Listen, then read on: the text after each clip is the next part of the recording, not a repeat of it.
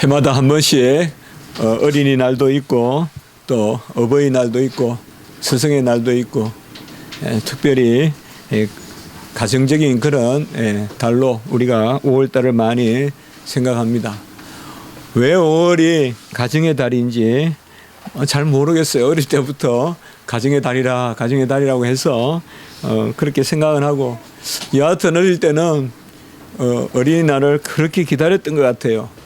어린이날에 무슨 행사도 있었고 또 학교 가도 좀 대접을 받았고, 어린이날은 또 부모님들도 먼저 사주기도 하시고 그랬던 기억이 납니다. 교회도 어린이 주일 또 어버이 주일, 뭐 서성 주일 이렇게는 안 하지만 어버이 주일날 또 서성에 대해서도 또 돌아보고 그렇게 하는데, 뭐 이것은 절기를 지키듯이 하는 그런 것이 아니라 우리가 이런 기회에 성경에서 어떻게 우리 어린아이들을 생각하는지 그런 것을 우리가 나누어 보는 것입니다. 예수님은 이 땅에 오셔서 무엇보다도 생명을 찾으러 오신 것. 생명에는 기천이 없고 또 나이가 없습니다. 모태에서부터 죽을 때까지 모든 생명은 다 동등합니다. 그래하여서 어린아이도 우리 주님은 한 생명으로 보십니다. 어린아이는 아직까지 덜 여문 어떤 그런 준비 과정에 있는 생명이거나 그런 것이 아닙니다. 어린아이는 작은 어른이다라고 이렇게 말하기도 하지만은 나쁘게 보면 이것은 너무 어린아이를 어른과 동등시하는 그런 말이라고 볼 수 있어요. 어린아이는 어린아이일 뿐이지 작은 어른이 아닙니다. 어린아이는 어린아이로서 생명이 있고 또 어린아이로서 충분히 보호를 받아야 됩니다. 어린아이들은 환경적인, 물질적인, 육체적인, 경제적인 그런 도움을 받아야 할 뿐만 아니라 영적인 도움을 받아야 됩니다. 어린아이들은 혼자 교회에 찾아서 다니기가 어렵고 혼자 배우기가 어렵고 혼자 말씀을 듣기가 어렵습니다. 무엇보다도 어린아이들은 부모의 도움을 받아서 혹은 이웃이나 지인들의 도움을 받아서 영적인 그러한 성장을 할 수 있도록 그러한 보호 가운데 있어야 됩니다. 이렇듯이 주님은 생명을 구하러 이 땅에 오셨고 어린아이의 생명도 동일하게 귀한데 어린아이들은 어른들이 안고 오지 않고야 어찌 유아들을 우리가 데려오겠습니까? 그러니 주님은 진노하신 것이에요. 가장 주님이 진노하신 이유가 여기 있는 거예요. 아이들은 어른들이 데리고 오지 않으면 주님께 올 수가 없고, 그런데 어른들이 데리고 오지 않는 정도가 아니라 오는 아이들조차 가로막고 못 오게 하고 시끄럽다 하고 힘들다 하고 예배 방해된다 하고 그렇게 해서 어린아이들이 오는 것을, 그 많은 것을 가장 우리 주님은 싫어하셨습니다. 동일한 생명이기 때문에 그러한 것입니다. 오늘 말씀에도 보면 주님께서 안고 축복하시고 기도하시는, 어린아이와 같아야 천국에서 큰 자고 어린아이 같아야 천국에 들어간다라고 이렇게 이야기하고 있습니다. 저도 이제 나이가 50이 넘었는데요, 어린아이 때의 기억을 많이 하게 하시는 거가 어떻게 생각해 보면 감사한 일입니다.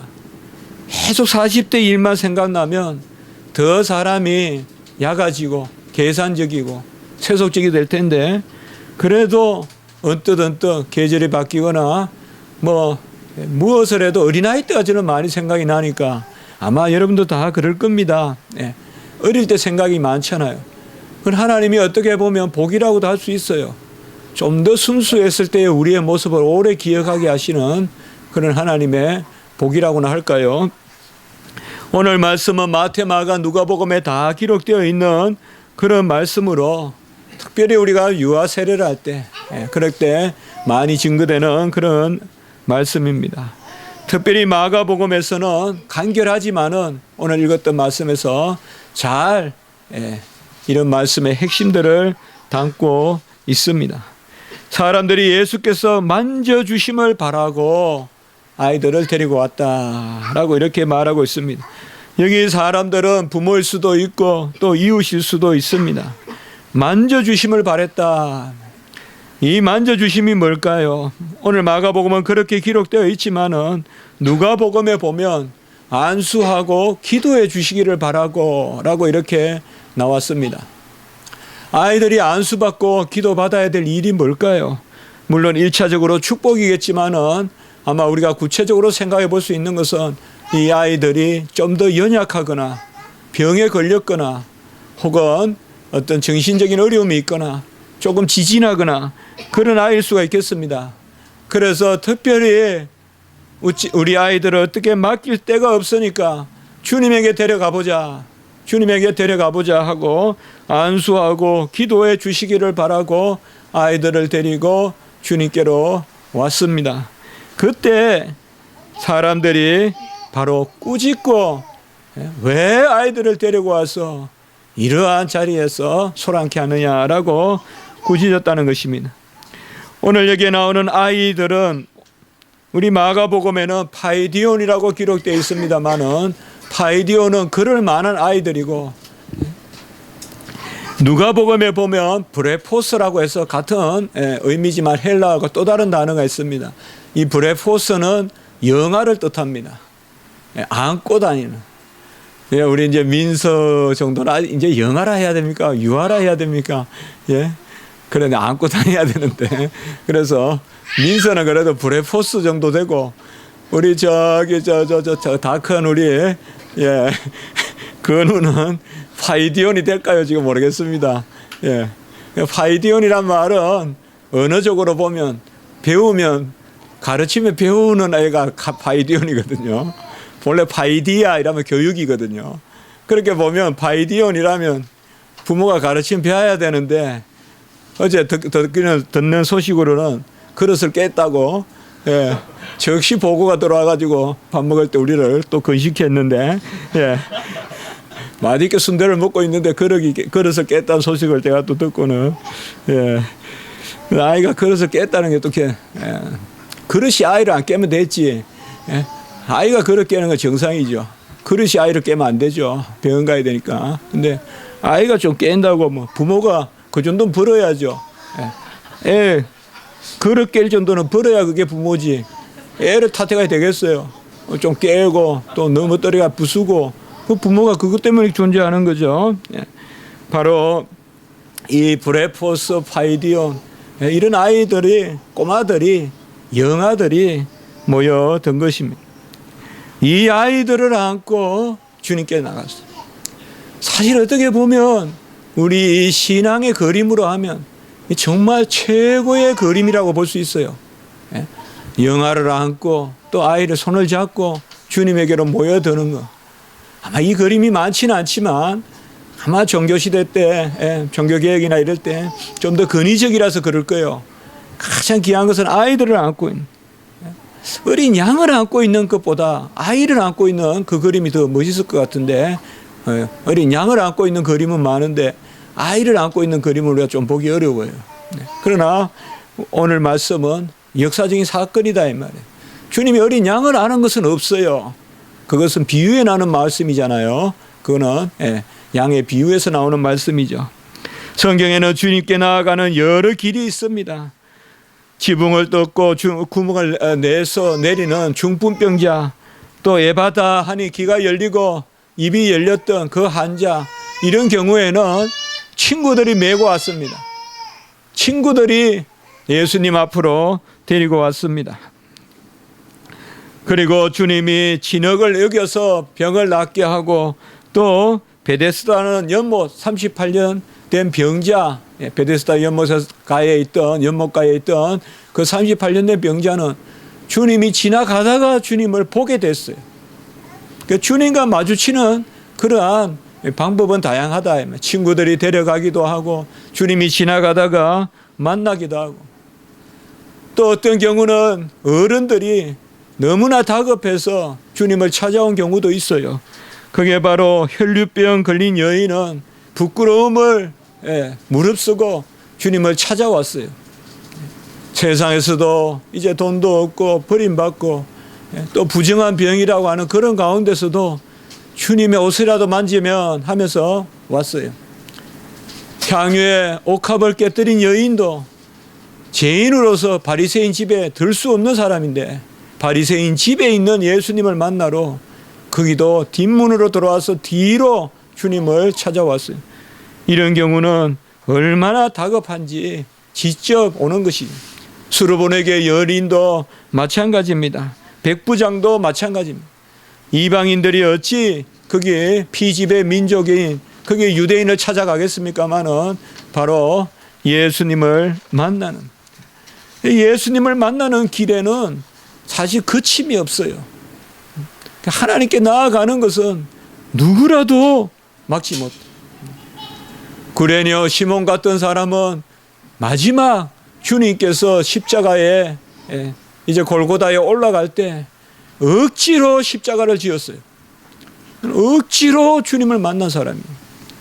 그리고 강도는 이러한 기구한 그러한 일이 있습니까마는 같이 십자가에 달려서 사형을 집행당하는 그 자리에서 주님을 만났어요. 그리고 구원을 받았어요. 주님을 만나는 길은 여러 길이 있습니다. 친구가 소개해서 혹은 친구에게 떠밀려서 억지로 마지막 죽음의 장소에서 주님을 만날 수도 있습니다. 그래서 사형수들에게 복음을 전하고 하는 것이 다 그런 의미가 아니겠습니까? 그 중에서도 가장 주님을 만나는 아름다운 모습, 그것은 바로 부모님이 또 어른들이 아이를 안고 주님 앞에 나아가는 것입니다. 부모가 손을 이끌어 자녀들이 주님을 만나게 하는 것보다 더 귀한 일은 이 세상에 어디에도 없습니다. 아마 자녀들은, 어린아이들은 기억할지 몰라도, 그것을 기억할 수 있을지는 몰라도 분명히 영적으로 아이들은 그런 분위기에 평화롭게 말씀 가운데 예배 가운데 자라갈 것입니다. 말도 못하고 걷지도 못하는 아이들을 안고 주님께 나아가는 것이야말로 하늘에 계신 아버지가 가장 기뻐하는 그 일일 것입니다. 세상에 근위자는 잘 찾아가요. 자식들 데리고. 세상에 무슨 출세를 시키려고 잘 찾아가요. 선물도 해요. 학원도 잘 데려가요. 그러나 교회를 데려가야 돼요. 부모가 가장 아름다운 모습은 자식들의 손을 잡고 교회를 데려가는 거예요. 예배 자리에 앉혀놓는, 이것이 가장 귀하다는 것입니다. 주님께서는 그 아이들을 안고 기도하며 안수했다라고 이렇게 말씀하고 있습니다. 안수는 무엇입니까? 첫째로 축복입니다. 멜기세덱의 아브라함을, 이삭이 야곱을, 야곱이 12지파를, 모세가 또 12지파를 축복했습니다. 가장 큰 유산은 선대의 축복입니다. 전대의 축복이에요. 부모의, 조부의 축복이 바로 가장 큰 재산이에요. 얼마나 자녀들을 블레싱했느냐. 이 축복이 중요하다는 것입니다. 모든 언약, 절기, 제사의 완성이 우리 주님이듯이 축복도 주님이 완성이에요. 주님의 이름으로 축복해야 돼요. 축복의 완성도 주님이에요. 어떻게 보면 이 땅에 주님은 축복을 완성하러 오신 것이에요. 이제는 주님의 이름으로 축복하면 우리가 다 만인 제사장이 되어서 자녀들을 축복할 수 있는 거예요. 축복의 길을 열어주시려고 주님께서 이 땅에 오신 것입니다. 자녀를 향하여 할 수 있는 가장 큰 것이 축복이에요. 재산이 많아서 때때로 옷을 해입히고 맛있는 것을 해주고 거기에 시간을 다 쏟느라 축복을 못했어요. 그러나 가진 것도 없고 먹을 것도 없고 입을 것도 없으니 하나님이 우리 자녀를 키워달라고 축복 기도하는 그 집의 자녀들이 잘 되는 거예요. 그 집의 자녀들이 잘 되는 거예요. 그런 자녀들이 아주 올곧게 자라고 크게 자라고 큰 그늘이 돼서 세상을 윤택하게 하는. 그러니 우리가 없다고 힘들어할 거 없어요. 없을 때 하나님께 맡기고 기도할 때, 사르다 가부와 같이 자녀를 놓고 기도할 때, 그때 엘리야를 보내주셔서 기름병이 가루통이 마르지 않게 하시는 것입니다. 축복해야 돼요. 축복해야 돼요. 부모는 명령만 하라고 있는 게 아니에요. 뭐 하라 하고 모니터링 하는 게 부모가 아니에요. 부모는 축복해야 돼요. 자녀를 축복해야 돼요. 좀 더 있을수록 축복해야 되는데 우리는 이상하게 약아서 좀 더 가지고 있으면 그 수준에서 계산하고 해결하려고 하지 축복을 안 해요. 그래서 심령이 가난한 자는 복이 있다. 주님이 축복하시니 오병이에 의해 기적이 일어났고 주님이 잡히시던 밤에 떡을 가지고 축복했어요. 마지막 제자들에게 하신 것이 떡을 가지고 축복하고 받아서 먹으라고 하신 것이요. 이 땅을 떠나면서 승천하실 때에도 감난산에서 누가복음 24장에 보면 축복하시면서 감난산에서 올라가셨습니다. 우리는 구약의 축복을 귀하게 여깁니다마는 구약의 축복은 그림자예요. 멜기세덱의 축복, 아브라함의 축복, 이삭의 축복, 야곱의 축복, 모세의 축복, 이것은 다 그림자예요. 진정한 축복은 우리가 할 수 있는 거예요. 십자가에서 다 이루신 예수 그리스도, 그 예수 그리스도께서 지금 보좌 우편에서 축복의 중보를 하고 계신 것이에요. 같이 합시다. 축복의 중보. 무슨 사람이 잘나서, 무슨 목회자가 잘나서 축복하는 거 아니에요. 예수 그리스도께서 보좌 우편에서 중보하시기 때문에 축복의 중보를 하신다 이 말이에요. 바로 안수는 이러한 의미가 있는 것입니다. 엘리 제사장 같이 절기 때마다 고리에 고기가 걸리고 그 고기 먹는데 바쁘고 눈을 돌아보니 예쁜 여자들도 있고 그렇게 해서 자식이 잘 자라겠냐 이 말이에요. 홈리와 비나스는 윤택함을 누렸지만은 정작 축복하지 않았어요. 늦게 본 자녀 사무엘은 바로 한나가 축복했어요. 한나가 사무엘은 하나님께 맡겼어요. 어릴 때부터 하나님께 데려갔어요. 에봇의 옷을 지어서 하나님께 데려갔어요. 이것이 바로 자녀의 교육인 것입니다. 최하수는 자녀를 방치하는 것입니다. 이건 최고 나쁜 사람이에요. 자녀를 방치하는 것 중에서도 가장 나쁜 게 자녀와 함께 죽고 그런 것은 있을 수 없어요. 왜 요새 자살을 많이 하는지 모르겠어요. 왜 감옥 나온 사람도 살아보지 너무 매석하면서 힘들게 해서 그런지 결과가 자살이고 그냥 무슨 일 없으면 안 보이면 다 자살한 모습으로 발견돼요. 자녀들도 함께 동반 자살을 하니 이건 있을 수 없어요. 여러분들. 그건 있을 수 없어요. 자녀들만 보고도 살아야죠. 자녀들만 붙들고도 살고 자녀를 위해서 살아야죠. 같이 사는 길이 없겠어요. 자녀를 방치하는 것은 잘못된 것입니다. 왜 자녀를 방치할까요? 내 마음대로 키우려고 해서 그래요. 내 뜻대로 키우려고 해서 그래요. 그래서 방치하는 마음이 생기는 거예요. 하나님이 키우신다 그러고 축복하면 될 텐데 내가 키운다 하니까 너는 안 돼 그러고 방치하고 정서적으로 선을 긋고 그러면 안 된다 이 말이에요. 그러면 안 돼요. 아무리 복이 많으면 뭐예요? 자녀와 부모가 화목하게 살아야죠. 그거보다 더 큰 복이 어디 있어요?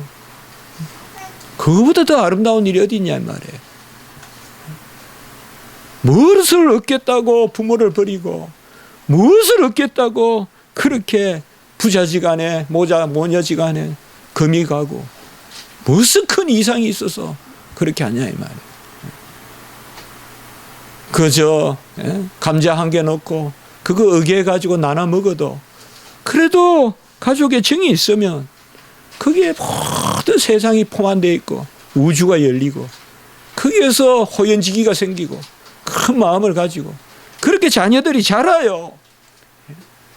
뭐 큰데 쇼핑몰 많이 데리고 다닌다고 마음 넓고 호연지기 크는 거 아니에요. 무슨 경험 많이 시킨다고 아니에요. 잔잔하게 정을 가지고 살고 부모의 사랑을 받고 살고, 그러면 다 큰 마음을 가져요. 그건 큰 마음을 가져요. 부모는 자녀를 축복해야 돼요. 최고 못한 사람은 자녀를 방치하는 사람이요, 못한 사람은 자녀를 내가 키우는 사람이에요. 내가 자녀를 키우고 내 성이 차면 좋고 내 기분이 닿으면 좋고, 안 그러면 자녀는 아무것도 아니고, 그게 안 맞으면 자녀하고 다투고 자녀하고 선을 긋고, 그것은 안 맞다 이 말이에요. 최고 높은 사람은, 상수는 누구냐? 자녀를 하나님께 맡기는 것입니다. 강야의 인생길이라고 했습니다. 강야의 인생길에 어찌 우리가 초장을 알며 물가를 알겠습니까? 하나님께 맡겨야 하나님이 초장으로 인도하고 물가로 인도하지 않겠어요? 첫째로, 안수는 이와 같이 축복의 의미가 있습니다. 우리가 주님께 아이들을 데려가는 것은 주님의 축복을 믿기 때문에 그래요. 꼭 예배에 데려가세요. 자녀들을 꼭 예배에 데려가시란 말이에요. 둘째, 안수는 전가의 의미가 있어요. 바로 하나님이 하나님의 의를 우리 아이들에게 전가시켜 주신다, 옮겨 주신다는 의미가 있어요. 구약의 레위인들을 정결하게 할 때, 먼저 율법에 따라서 레위인들을 정결하게 할 때 이스라엘 백성이는 레위인을 안수하고, 그리고 수송아지 2마리의 머리 위에 안수해서 번제물과 속죄제물로 삼은 것이에요. 이때 안수의 의미는 뭔가 하면 이스라엘의 죄를 제사장에게 맡기고 제사장은 그것을 짐승에게 맡긴다는 뜻이에요. 수송아지에게. 그래서 안수는 맡긴다는 뜻이 있어요. 우리 목사님들, 안수 받는 것은 주님의 일을 맡긴다는 뜻이에요. 주님의 일을 맡긴다는 뜻이에요. 바로 주님이 자기의 의를 맡기신다는 것입니다.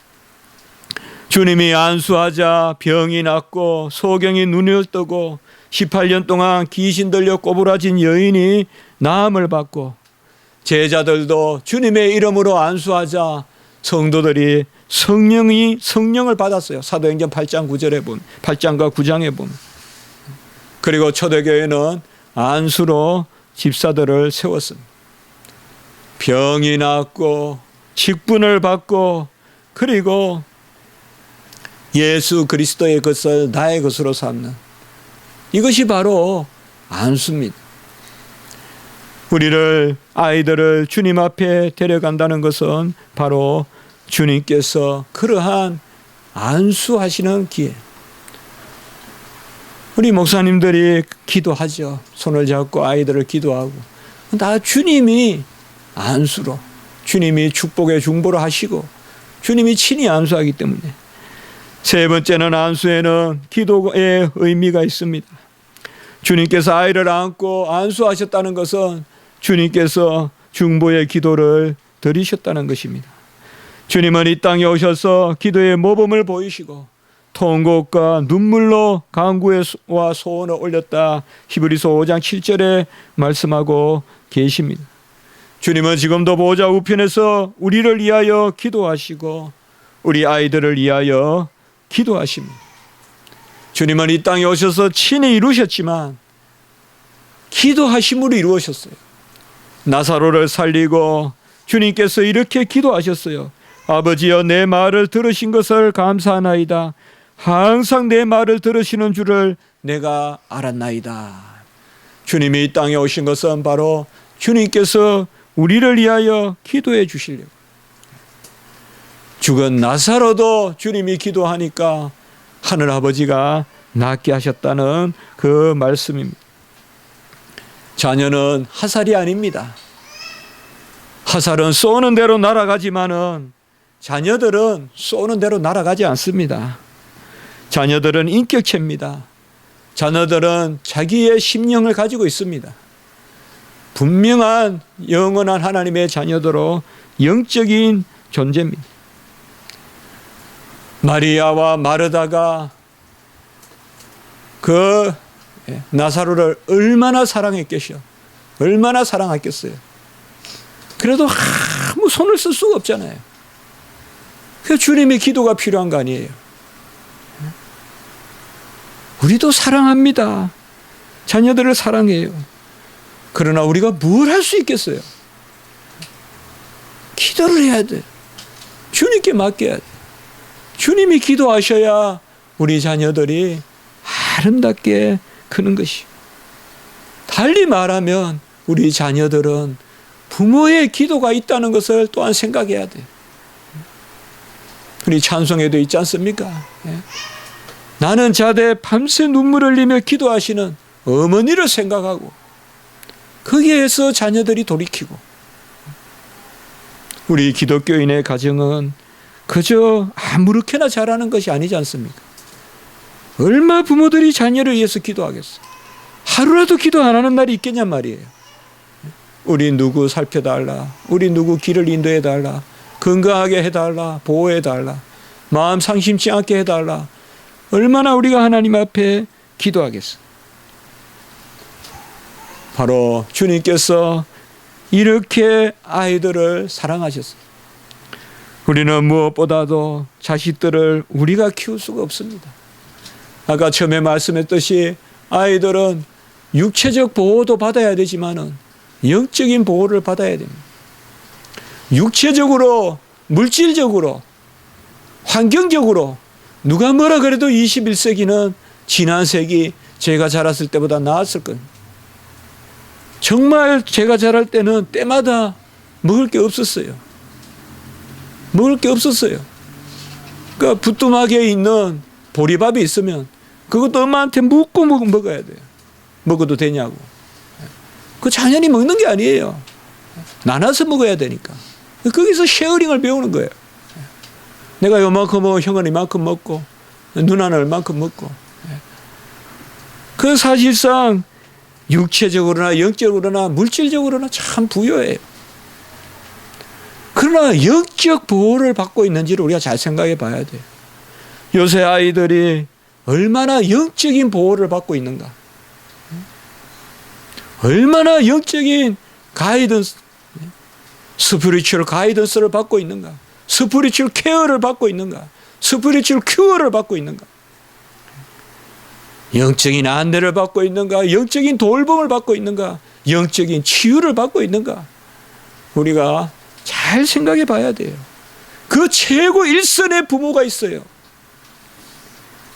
그런데 부모가 자식들을 영적으로 돌보다기보다 영적으로 오히려 해친다면 그것은 있을 수 없죠. 저는 그런 부모가 있다고 생각하는 것이 아닙니다. 우리가 지혜롭자는 것입니다. 지혜롭게 자식을 오늘 말씀같이 오늘 우리가 교동문했듯이 주의 교양과 훈계로 키우라라고 이렇게 말하고 있어요. 영적인 보호로 말하면 아무리 봐도 요새 세상이 어려워요. 우리 자녀들이 너무나 어려워요. 우리는 옛날에 야한 것이라면 영화 포스터에나 붙어 있었어요. 길 가다가 고등학교 때도 대구에서 제가 시내버스 타고 가다 보면 대구극장이라는데 지나가요. 야한 포스터에 있으면 고개 돌려요. 그만큼 그때 순진했어요. 그 야해봤자 얼마나 야하겠습니까만은. 그때는 영화 포스터에나 걸려있는 게 야한 거예요. 그런데 요새는 얼마나 음란한 게 우리 정신 끄트머리 안까지 들어와 있냐 이 말이에요. 가정까지 파고 들어와 있지 않냐 이 말이에요. 이런 세대에 우리 아이들이 살고 있어요. 우리 아이들이 나쁘다는 게 아니에요. 우리 기성세대가 이렇게 몰고 가고 있어요. 뭔가 문명의 이익을 소개할 때는 부작용도 생각해야 되는데 그게 영국과 한국의 차이더라고요. 무조건 그냥 개방해놓고 빨리 배우라고만 하고, 그러니까 그 뒤에 따르는 부작용은 얼마나 이 인터넷의 부작용이 많냐 이 말이에요. 쓸데없는 것을 협의해서 만나고 나쁜 것을 하고 뭐 그런 이야기들 뉴스에 많이 나오잖아요. 우리 아이들은 영적인 케어를 받아야 돼요. 옛날에 부모들이 아이들을 먹이기 위해서 주야로 뛰어다녔다면 이제는 부모들이 아이들을 영적으로 케어하기 위해서 주야로 애써야 돼요. 가만히 놔두면 아이들이 잘 자랄 거라 생각하지 말고 무조건 금할 수도 없는 일이고 우리 아이들을 위하여 기도해야 됩니다. 답은 하나밖에 없습니다. 오늘 말씀같이 어린아이들을 데리고 내게 나오라. 어린아이들을 데리고 내게 나오라. 주님 앞에 나아가기만 하면 주님이 다스리겠다. 주님이 치료하시겠다. 아무리 윤리선생을 해도 자기를 못 다스려요.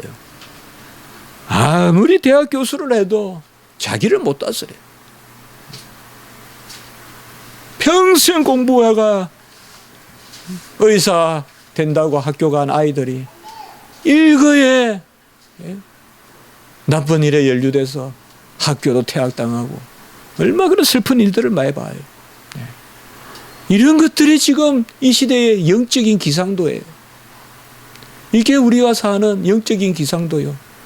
우리 자녀들은 정말 거미줄같이 네트워킹 되어 있는 그 음란한 세상 가운데 지금 살고 있어요.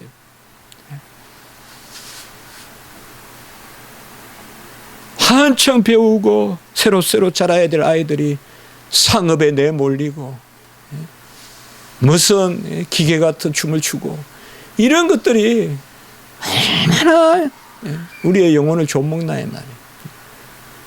자유가 좋지만은 자유의 목적이 뚜렷해야 될 거 아니에요. 자유의 목적이 패망이라면 그 자유는 제어해야 될 거 아니에요. 방종이 될 거 아니에요. 우리가 이 시대에 어떻게 아이들을 키우겠어요? 저도 정말 자녀한테 잘못했다는 생각 많이 해요. 그러나 돌이킬 수가 없어요. 어릴 때 그렇게 하지 말 걸 하는 참 애안이 있어요. 아빠로서. 내가 왜 그렇게 했을까? 아이는 손찌검을 할 때 그 아빠의 화난 모습을 기억하지만 아빠는 손찌검을 할 때 아이의 두려워하는 모습을 기억하거든요. 왜 그랬을까? 항상 그런 마음을 많이 갖습니다. 그러나 어찌 하겠습니까? 오늘 말씀이 우리에게 가르치는 것은 아이들이 내게 오는 것을 용납하고 금하지 말라고 했어요. 데리고 오라고도 안 했어요. 데리고 오는 것은 주님이 하겠다는 거예요. 말리지 말라는 거예요. 어떻게 보면 말리는 부모도 있을까라고 생각할지 몰라도 정확하게 신앙교육을 시키십시오. 어릴 때부터 하나님 중심에 살게 하십시오. 조금 아프다고 교회 오지 않는다면 교회는 왜 필요합니까? 조금 힘들다고 교회 오지 않는다면 하나님이 왜 필요합니까? 어려울 때 교회에 와야죠. 12의 혈류병 환자와 같을 때 주님 찾아와야죠. 몸을 끌고 주님 찾아와야죠. 우리 아이들을 그렇게 인도해야 돼요. 주님이 병을 낫게 하시고 주님이 치료하시고 주님이 온전케 하세요. 아주 힘들게 아프거나 할 때는 우리가 어쩔 수 없어요. 제가 말씀드리는 것은 그런 것이 아니에요. 바로 우리 아이들을 영적으로 하나님 앞에 세우자는 것입니다. 하나님의 나라가 어린아이의 것이라면 어떻게 어린아이가 하나님 앞에 나아가는 것을, 세례받는 것을 막을 수 있겠느냐라고 이 한마디로 칼빈은 유아 세례를 변호했어요. 유아 세례를 반대하는 제세례파들, 그들은 아이들은 고백이 없기 때문에 세례를 받을 수 없다라고 했어요. 칼빈은 딱 한마디만 했어요. 천국의 어린아이가 같다면 어린아이가 하나님 앞에 나오는 것을 누가 막을 수 있겠느냐. 그리고 구원은 고백이 아니라 그리스도의 의의 증가다. 고백을 해서 구원받는 것이 아니라 그리스도께서 의를 부어주시기 때문에 증가받기 때문에 우리 아이들이 고백을 못하고 어린아이들이 고백을 못해도 바로 의를 주심으로 그가 온전해진다라고 이렇게 말씀하고 있습니다. 오늘 말씀은 우리 어린아이들에게만 해당하는 것이 아닙니다. 우리도 다 어린아이와 같으라고 했습니다. 어린아이와 같이 주님의 품에 안겨서 주님께서 우리를 위하여 축복하시고 안수 기도하시는 그러한 은혜가 저와 여러분께 있기를 바랍니다.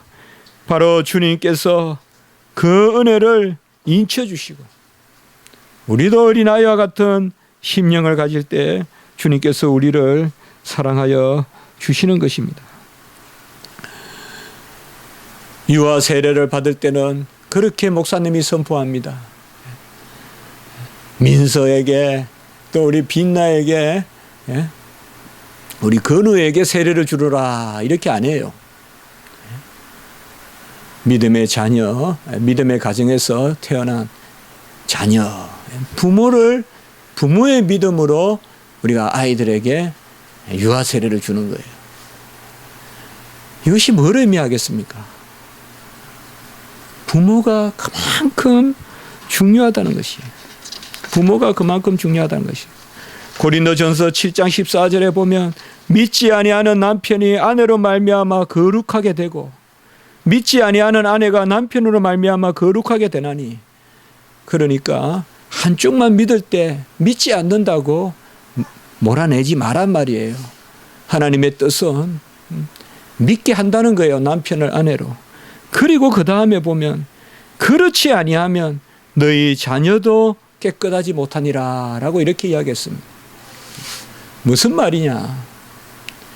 남편이 안 믿는다고 믿는 아내가 헤어지고 그러면 자녀를 보호할 수 없다 이 말이에요. 자녀를 보호할 수 없다 이 말이에요. 어쨌든 하나님은 이 자녀의 보호, 우리 자녀들을 보호하는 이것을 귀하게 여기고 있어요. 그래서 부모의 믿음과 자녀의 믿음. 오늘 말씀을 통하여 우리가 이거 한 가지 꼭 기억합시다. 제가 아까도 말씀드렸지만 오히려 우리가 있을 때는 두렵고 떨리게 자녀들을 양육하고 없을 때는 자녀들을 축복할 수 있으므로 우리가 기뻐했으면 좋겠어요.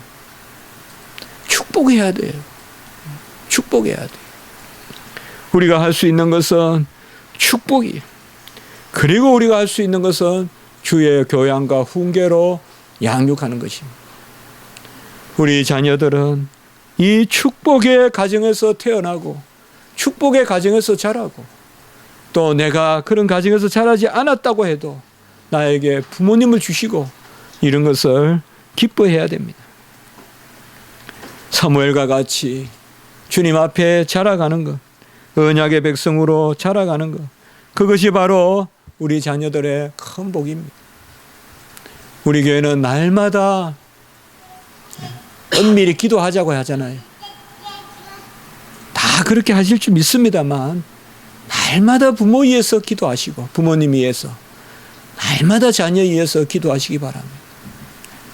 자녀 위해서 기도하시기 바랍니다. 우리 자녀들은 축복하는 만큼 자랄 것입니다.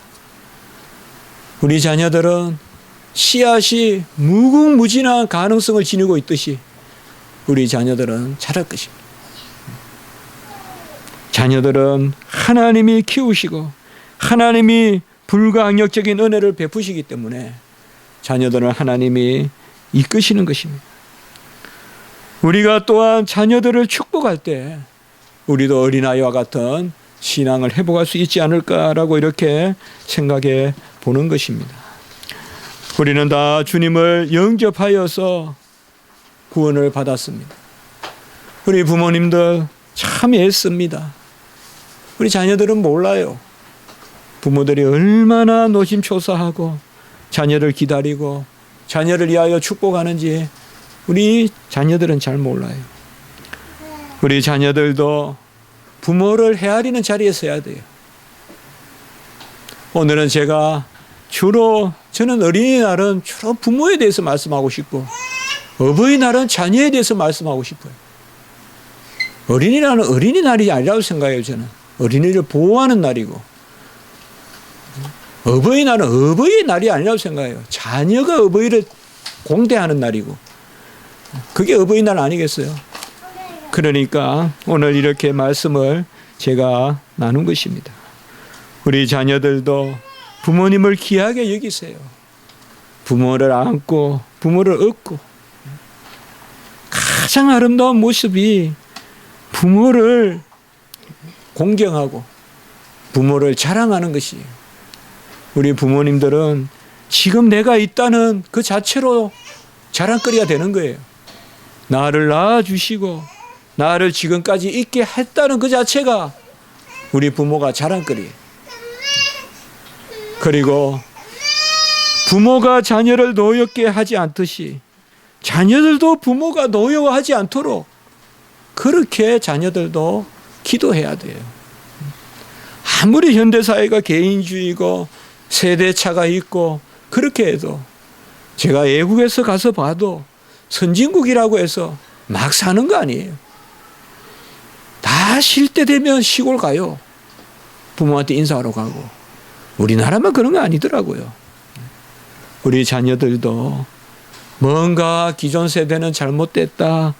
기성세대는 이렇게만 생각하지 말고 부모들을 자랑하고 부모님들을 공경하고 그렇게 했으면 좋겠습니다. 여하튼 오늘 말씀에서 우리는 부모의 폭으로도 자녀의 폭으로도 살지 말고 주님의 폭에서 살자. 같이 합니다. 우리 가정이 주님의 품 안에서 다시 합시다. 우리 가정이 주님의 품 안에서 예수님이 죽으실 때 예루살렘에 그러한 부녀들이 울었어요. 그때 주님께서 예루살렘의 딸들아 나를 위하여 울지 말고 너희와 너희 자녀를 위하여 울라라고 이렇게 말씀했어요. 주님은 다 이루시기 때문에 주님에 의해서는 울지 말라는 거예요. 주님은 다 이루셨으니까 이제 그것을 고백하고 너희 자녀들을 놓고 울라는 것이에요. 우리 부모님들은 자녀들을 위해서 눈물을 흘리고 기도하고 우리 자녀들도 부모를 위해서 기도하십시오. 우리 자녀들도 너무 마냥 어린아이와 같이만 있으면 안 돼요. 옛날에 자녀들보다 너무 늦게 성장해요. 아이들이 너무 늦게 성장해요. 옛날에는 국민학교 4학년 5학년 초등학교 4학년 5학년이면 부모하고 같이 논에 별을 베러 가고 모를 낼 때 모내기를 하고 했어요. 저도 안 한 거 아니에요. 막내라서 많이는 안 시켰지만은 안 한 것은 아니에요. 그걸 하는 게 중요해요. 4학년 5학년 되면 요새는 어디서 씨 뿌립니까 목사님? 설거지 하라 이 말이에요. 집에서. 그게 씨 뿌리는 거니까. 어머니가 움직이거든 한 번이라도 엉덩이라도 들었다 놓으라 이 말이에요. 부모는 분주한데 자식은 그대로 의자에 앉아서 엉덩이도 한번 안 들어보고 이런 것은 아니었어요. 옛날에 이런 건 정말 아니에요. 부모가 대문을 나가면 자식은 저 갓방에 있더라도 일어나서 나와보고, 부모가 들어오면 자식은 또 와서 맞이하고, 부모가 들어오든 나가든 꼼짝도 안 하고, 이런 것이 개인주의 아니에요. 이런 것은 비천해지는 거예요. 우리가 비천해지려고 발전하는 거 아니잖아요. 우리 자녀들도 그런 마음을 가져야 돼요. 부모와 함께 공경하고, 그래서 푸른 초장이 있고 쉴만한 물가가 있는 그런 가정이 되기 바라고, 우리 교회는 특별히 아이들이 이제 영아들이 있는데 우리 부모님들이 키우느라고 너무 애쓰는데요. 그래도 멸류관이라고 했으니까 힘들더라도 잘 감내하시고, 또 우리 교회는 제가 이런 말씀 안 드렸지만 많이 좀 놓으면 좋겠어요, 아이들. 그래서 가능한 한 많이 넣으셔서, 그러니까 제가 봐도 둘은 부족해요. 하나 주시면 많이 넣으시면 좋을 것 같아요. 왜요? 국가보험이 키우는 게 아니라 하나님이 키우시니까. 국가보험 해준다고 또 많이 낳고 그거는 세상 풍속도고, 우리는 하나님이 키우시니까 가능하면 많이 놓으시고, 제 생각에는 한 셋은 낳아야 안 되겠냐. 그게 기독교적이지 않겠느냐. 둘 낳으면 번성이 없잖아요. 번성하라 했으니까 제 설교가 갑자기 이상해지는 것 같은데, 셋은 낳아야 번성이 있잖아요. 그러니까 우리 남 목사님부터 실천하시고, 예. 그래서 많이 낳으시기 바랍니다. 기도드리겠습니다. 거룩하고 자비로우신 하나님 아버지, 자녀들을 우리에게 주심을 감사합니다. 또 애통함이 있어 자녀들을 잘 키우지 못한 우리 부모들 마음이 있습니다. 회개합니다. 그러나 하나님, 주님께서 다 키워주시고 정말 우리 자녀들 불쌍히 여겨주시고, 우리 이 땅의 자녀들 불쌍히 여겨주시고, 세계의 자녀들 불쌍히 여겨주시옵소서.